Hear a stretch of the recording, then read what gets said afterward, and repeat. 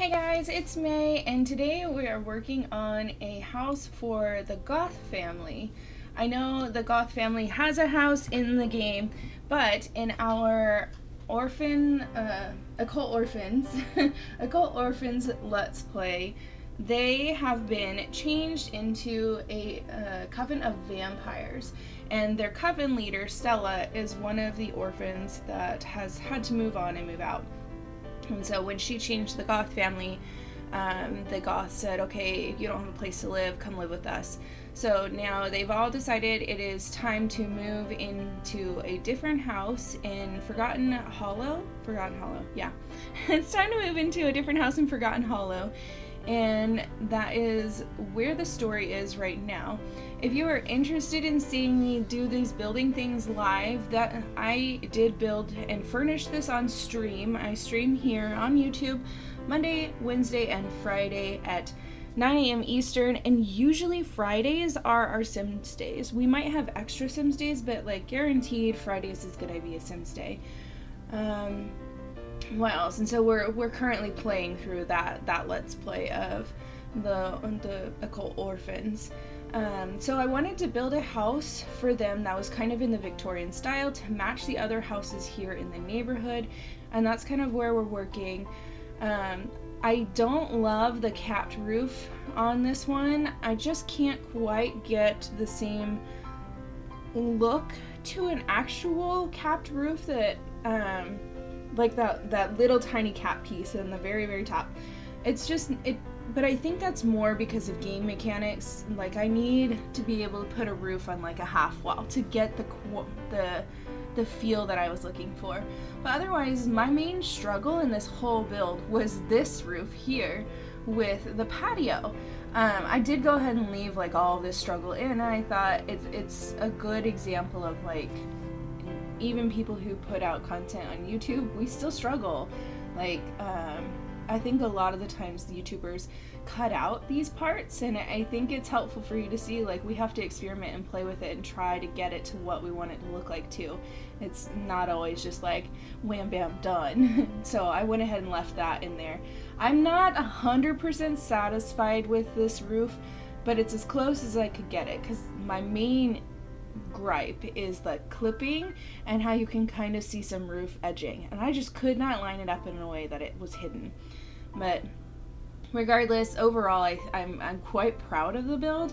I think it looks super cute, and I definitely think it fits the like Victorian vibe that I was going for. What I was doing, I decided the Goth family maybe doesn't do Goth like interior anymore. Like, they're over it. It's been done. They've had it for years, whatever.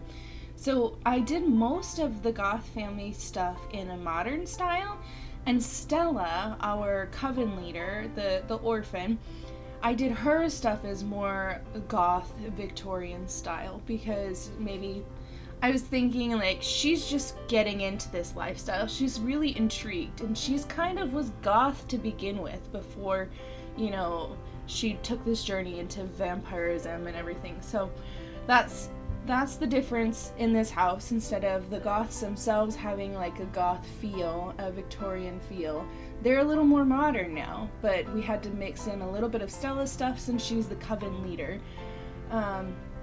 So a unique thing you'll find in this house is there are two master suites. There's one for Mortimer and Bella, and then there's one for Stella because she is the coven leader. What else? There is like a crypt in this one for their coffins, and I think that's about it as far as like unique things that go on. So I'm gonna go ahead and just leave off here, and I might pop in and talk to you guys about some other features as we go, but for now I'll just leave you with some of this nice peaceful music.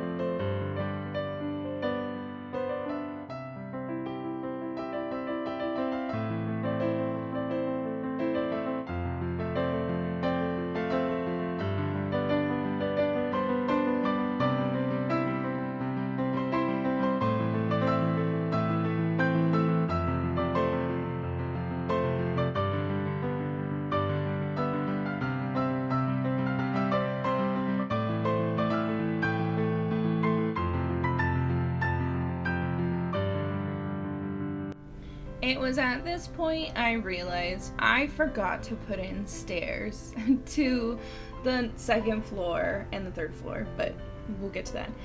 But so I had to kind of fiddle with some of the doors and the wall, or not doors, I had to fiddle with the walls and the furniture and try to figure out a way to add in stairs without really adjusting the shape. Because if I adjusted the shape of the building too much, I would have to adjust the roofing on the top. And I really didn't want to do that. I'd like already perfected that roofing, right? So this is like a montage of like all of my struggles trying to figure out how to get these stairs in this house.